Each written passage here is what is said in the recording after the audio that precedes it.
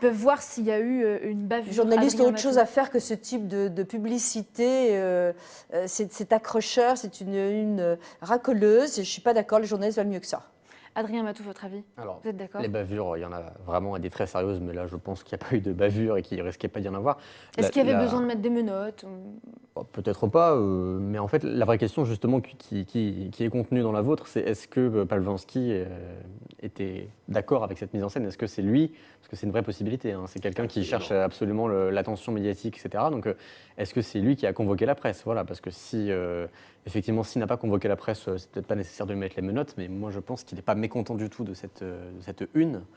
Bon, que dire sinon que c'est du cynisme en fait, parce que c'est quelque chose d'assez vieux dans la presse people, c'est-à-dire qu'ils savent qu'ils contreviennent à la loi en publiant cette une, mais ils savent que l'amende qu'ils vont payer est inférieure aux ventes qu'ils vont faire avec un numéro pareil, donc finalement c'est assez cynique, quoi. Ce qui est terrible Guillaume dans Bernard, cette histoire, Nicolas juste un tout Demelac. petit point, Oui, je oui, passe la parole, c'est qu'au fond, on a l'impression d'assister à une série de Netflix, avec des épisodes, chacun des rebondissements, des possibilités, des tiroirs qui vont s'ouvrir. Est-ce que ce peintre au couteau n'est pas un espion russe retourné? Enfin, est-ce qu'il n'a pas été retourné par le KGB, enfin ex-KGB, etc. Mais c'est pas une série. Il y a des hommes, il y a des femmes, il y a des enfants qui en prennent plein la tronche. Je veux dire, qui vont être victimes de tout ça. Je veux dire, c'est pas du cinéma.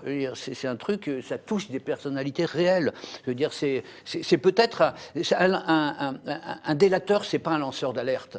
Je veux dire, il faut arrêter ces confusions-là. Je veux dire, c'est quelque chose d'un autre ordre. Je veux dire, il y a des vies qui sont en jeu, et moi, je trouve ça absolument scandaleux de le présenter comme ça. Pardon. Guillaume Bernard, Pas de souci. la pudeur, c'est très français. Est-ce que vous préféreriez un système à l'américaine?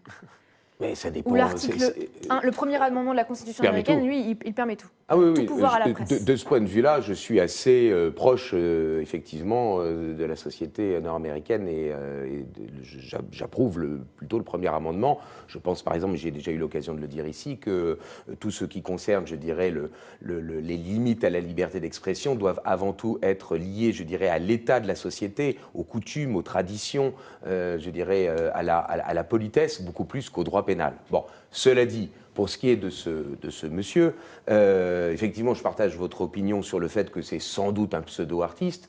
Cela dit, le fait qu'on veuille le faire passer pour un martyr parce qu'on l'a menotté alors que lui-même a fait effectivement des performances, comme on dit, en se cloutant une partie intime de sa personne sur la place rouge, je pense qu'il a moins souffert lorsqu'il a été arrêté que lorsqu'il a fait cette performance-là. Cela dit, il y a un point qui, moi, me paraît important.